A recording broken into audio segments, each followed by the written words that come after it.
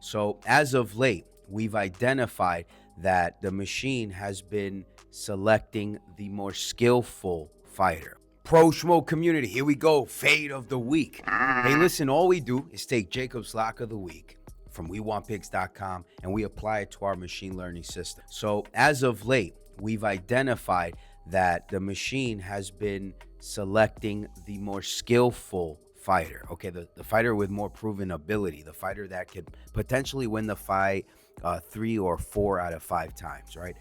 If you look back, it was Andre Fili on Costa. It's Marquez on Cody Brundage. It's, so on and so forth. And I think we're at like 4 losses now. But that doesn't take away, that doesn't draw from the more skillful fighter. For example, Stephanie Luciano this weekend, right? She's got the skill set. She's got the striking and the grappling.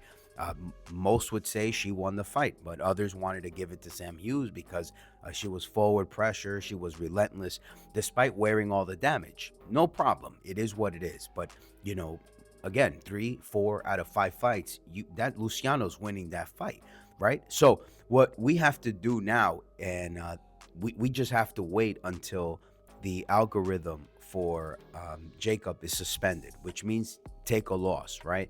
And I think this is the spot inevitably. So we would have to play against him. And the reason for that is because, again, he's not picking the best dogs in the world. So WeWantPicks.com is not picking the best dogs in the world. You have Vera, who is the better dog last week, right? You have so many options for dogs, but he chose Sam Hughes, right? You have so many options for dogs, but you chose Mezakil Costa. Right, you have so many options for dogs, but you chose Cody Brundage on that fight card.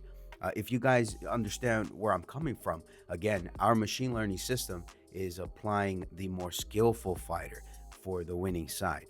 So the idea here is we have to do what we can to write software so that it understands that we need the best bet.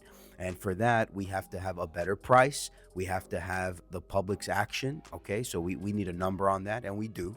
We know how much money there is on parlays, or how much of a total amount, right? A handle amount of all the money that is being wagered on a particular fighter would be for that particular Saturday, right? So that's what we're aligning here to answer some of your questions, because we're getting so many DMs like, hey, man, why is it that, you guys kicked off so strong? What happened to Jacob and WeWantPicks.com toward the end of the year last year? They were going like 4 or 5 losses straight. It's happening to us now. But, in retrospect, again, they were picking the fighter that was not, again, possessing all the skill set to win the fight 3 or 4 out of 5 times, whereas we did, right? So if we take, for example, Fares Ziam, against who was this guy from Ray Longo's gym, right? The wrestler, clearly Fares Ziam was the side. So on and so forth, man. So here we go again now. All right, we have a fade of the week, and we like Jai Herbert on the money line. All right, and so Jai Herbert is a Cage Warriors champion. He's fighting Chris Padilla.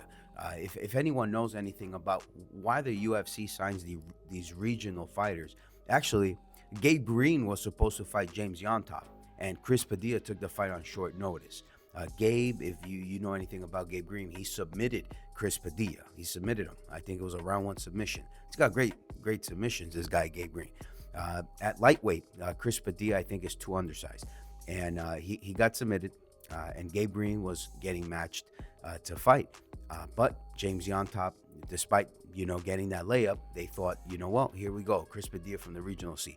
Now, the UFC does this. They did it with Trevor Peek. Usually, Trevor Peek, knocks out this UFC veteran. Chris Padilla, same thing, finishes a UFC veteran. So they come up on the radar. And that's how they fixed them into UFC fighting. Now, what do I think happened? I think James Yontop was getting a layup on Chris Padilla. But it so happened, man, that the guy's, defensive wrestling, poor grappling was exploited. And in doing so, I think the UFC, after one more fight too, where James Yontop fought, who was this spectacular prospect?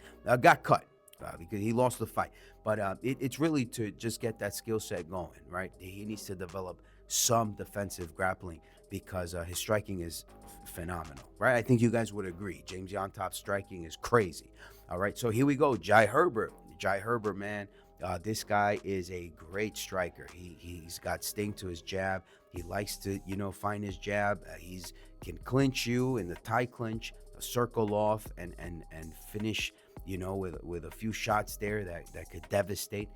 If you saw anything, the high kick to Topuria, I mean, that's what we're talking about. Jai Herbert is no chump. He's a lightweight, man. This is a lightweight, apparently, linky like a featherweight, but he's as strong and filled and ectomorph for a lightweight fighter. And I mean, there's so much we can talk about in his skill set. I mean, anything from elbows. This guy finds elbows, and he doesn't mind fighting in the pocket. I mean, he's well-rounded. He's also got grappling. This guy is, I think, a brown belt in jiu-jitsu, which is, what folks might not even know about with Jai Herbert.